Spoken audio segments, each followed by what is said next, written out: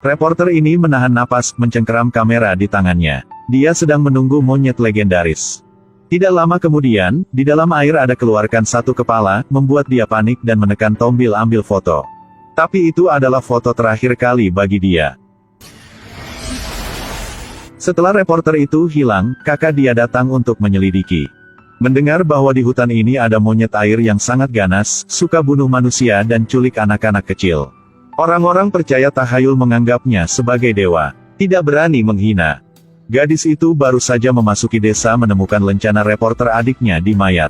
Dia ingin bertanya, tetapi penyihir itu berteriak, "Tolong selamatkan hidup kami, Tuan Monyet Air." Orang-orang perlahan duduk, ini tidak membuat gadis ini takut. Langsung tanya lencana adik kenapa ada di sana, saat itu penyihir langsung diam. Pada saat itu kepala desa muncul, "Tolong hentikan." Ternyata gadis ini adalah forensik terkenal dari Shanghai. Sejak kecil, dia kehilangan ingatannya. Dibesarkan oleh orang tua tiri sampai dewasa.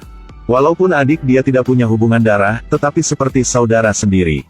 Kepala desa tidak berani cari masalah sama karakter yang begitu besar. Jadi anterin dia ke rumah, yang dulu adik dia tempati. Begitu masuk rumah, muncul halusinasi, ada 4 orang di dalam rumah. "Dokter Zuo, kau tidak apa-apa kan?" Dia tenang dan masuk ke dalam, adiknya meninggalkan banyak foto. Ada satu foto adalah paman yang ketemu tadi. Mati dia seperti tahu sesuatu. Tetapi dia sudah sangat lelah, ketiduran, dan mimpi. Di dalam kamar menjadi rawa, dalam rawa ada monyet air, dan adik sedang dikunci di sebelah sana. Zhao Gou. Dia bangun kembali, menemukan di lantai ada banyak bekas kaki baru. Diikut bekas kaki itu, buka lemari, melihat ada satu anak kecil bersembunyi di dalam. Dia nangis dan katakan jika keluarga dia sudah dibunuh oleh monyet air. Gadis itu ingin bantu anak kecil ini. Keesokan harinya dia cari paman itu, ingin tanya sesuatu tetapi orang itu tidak peduli. Ini bukan kantor polisi, tidak dapat menyelesaikan kasus di sini, istri juga suruh dia cepat pergi. Kakek tua di sebelah sini juga sangat aneh, desa ini tidak terima. Dia juga tidak ingin cari masalah, keluarkan satu foto dan taruh di depan orang itu. Sampai malam paman itu ketok pintu, membalikan peninggalan terakhir adalah kamera punya adik dia. Dia awalnya tidak ingin ikut campur masalah monyet air, tetapi karena reporter membuat pikiran dia berubah. Sebelum pergi tidak lupa untuk ingatkan, jangan membuat monyet air marah pasti akan mati. Di gambar terakhir, gambar monyet secara bertahap muncul. Tetapi dia tidak tahu, paman yang berikan ke dia kamera sudah mati. Dan istri juga sama, mayat juga buang ke dalam toples rendaman ikan. Pada saat itu semua penduduk di desa panik, tetapi dia tidak percaya, memutus untuk terus menyelidiki. Hari ini di jalan pulang ke rumah. Seorang bisu mengejarnya, dia akhirnya mengerti. Petunjuknya ada di sumur di belakang rumah yang ditinggalkan. Seperti yang diharapkan, tubuh adik ditemukan di sini. Dia sudah lebih dari 1 bulan mati, dia menyeka air matanya, lalu memulai otopsi.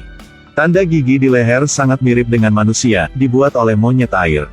Dia memutuskan untuk pergi ke rawa sendirian, untuk menangkap pelakunya. Seperti yang diharapkan, monyet air muncul, dia dengan cepat mengambil pistol. Tetapi monyet air sangat fleksibel, dia tidak mengenai satu tembakan pun, monyet air bergegas ke arahnya dan hampir jatuh ke dalam air. Anak laki-laki itu menariknya ke belakang, baru saja mau duduk ketika dia dijambak rambutnya. Dia dengan tenang memegang pistol. Monyet air yang terluka melarikan diri, tetapi di kejauhan, ada suara kakek tua itu. Kurang ajar, berani menerobos hutan kayu hitam. Dia ditangkap berlututlah di depan dewa monyet. Orang tua itu berkata bahwa dia menyinggung para dewa sehingga dia harus dibunuhnya. Pada saat itu kepala desa datang untuk meminta dia dibebaskan. Tetapi kakek tua itu suruh bunuh anak laki-laki itu, pada akhirnya dia tidak tahan dengan takhayul orang-orang sini. Itu pembunuhnya, kalian bahkan mengukir patung itu dan meletakkannya di atas sana. Dia membunuh orang dan dihormati oleh semua orang sebagai dewa. Dia mematahkan kepala sang idola, berjanji untuk menangkap monyet air. Tekadnya telah membangunkan banyak orang di sini. Mereka memutuskan untuk membantu dia. Mereka membuat rencana, mengatur jalan rahasia, laki-laki membuat senjata. Para wanita mengirimkan bukti ke inspektur polisi. Setelah udah siapkan semua, gadis itu sendiri menjadi umpan memancing. Berdiri di tengah rawa hutan. Sampai setengah malam, monyet air muncul lagi, dia perlahan berenang ke arahnya tetapi tidak menyerang. Dia menikam monyet air dengan pisau, tapi monyet air tetap tidak menyerang. Gadis itu ditarik keluar dari air. Monyet air mengejar, menembakkan panah yang tak terhitung jumlahnya di jalan. Tapi monyet terlalu fleksibel, tidak ada cedera. Dia hanya bisa menembakkan pistolnya, tapi pelurunya tidak mengenainya, dia didorong ke tanah, sepertinya akan mati. Tetapi monyet air di saat itu berhenti lagi. Matanya membangkitkan ingatan dia. Saat monyet berdiri diam, orang-orang memulai jebakan, sangkar jatuh dari atas. Monyet air akhirnya memasuki jebakan. Semua orang membawanya ke kepala desa untuk dilihat, tetapi dia tertawa canggung. Di sisi ini gadis itu bangun, dia menerima kabar baru dari polisi. Memberitahu jika kepala desa dulu adalah penyihir Gipsy. Dan kakek tetua adalah Kasim di istana. Mereka semua sangat licik. Dia menyadari bahwa monyet air hanyalah penutup, pelakunya adalah orang lain. Dia menyuruh bocah itu untuk bergegas ke hutan hitam, bukti nyata ada di sana. Tentu saja, monyet air lolos. Orang-orang yang menangkap monyet sebelumnya kehilangan nyawa mereka. Gadis itu dimasukin ke dalam sangkar, dan kepala desa akhirnya terungkap wajah aslinya.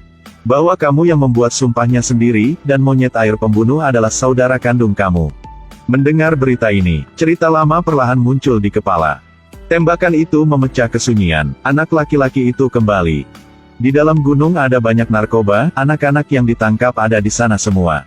Ternyata itu semua dibuat oleh sesepuh dan kepala desa, keduanya melihat bahwa semua diterungkap lalu melarikan diri. Kepala desa masuk ke dalam hutan sekalian bunuh kakek tertua banyak bicara itu, lalu dia masuk ke satu gua ajaib. Di dalam adalah anak-anak yang hilang sebelumnya, tubuh mereka sangat kurus, seperti mesin produksi narkoba. Tidak meninggalkan siapapun hidup-hidup, dia membawa mereka ke ruang rahasia. Lalu tutup pintu dan menuang air ke dalam, saat itu gadis memegang pistol dan masuk ke dalam ruang rahasia punya kepala desa. Tetapi tidak tahu bahwa kepala desa sudah segera pasang jebakan. Kaki gadis itu terluka, pistol juga jatuh ke tangan kepala desa. Kepala desa memainkan seruling, monyet air muncul. Dia menunjuk gadis itu dan berkata kepada monyet air, itu saudari yang meninggalkanmu. Membuat gadis itu mengingat semuanya. Dahulu kala, mereka berempat tinggal di desa ini, tetapi adik laki-laki lahir dengan penyakit genetik yang langka. Walaupun begitu, saat masih kecil memperlakukan adiknya dengan baik, ibu juga selalu menyuruh dia untuk menjaga adiknya. Tapi suatu hari, sekelompok bandit membunuh orang tuanya, gadis kecil ingin membawa adiknya pergi. Tapi bertemu dengan pria bertopeng. Dia menipunya, saya teman baik orang tuanya, datang untuk menyelamatkan mereka. Dia percaya kata-katanya, memainkan seruling, dan memanggil adiknya datang. Setelah itu kakaknya dimasukin ke dalam peti mati, hilang semua keingatan. Dan adiknya ditangkap sama kakek tertua dan kepala desa, menjadi monyet air mengancam penduduk desa, menutupi kejahatan. Pada saat ini, kata kepala desa, suruh monyet air dengan cepat menggigit gadis itu sampai mati. Tapi dia meremehkan kebijaksanaan monyet air, berbalik untuk memukul kepala desa. Adik laki-laki itu mengembalikan seruling itu kepada kakaknya, ternyata dia masih ingat semuanya. Dia masih ingat sejak masih kecil, jika kamu mendengar seruling, itu berarti kakak memanggil kamu pulang ke rumah ya. Di sini, anak-anak yang akan tenggelam juga senang karena airnya berangsur-angsur menghilang. Ternyata sang adik menggunakan tubuhnya untuk memblokir lubang air untuk menyelamatkan anak-anak.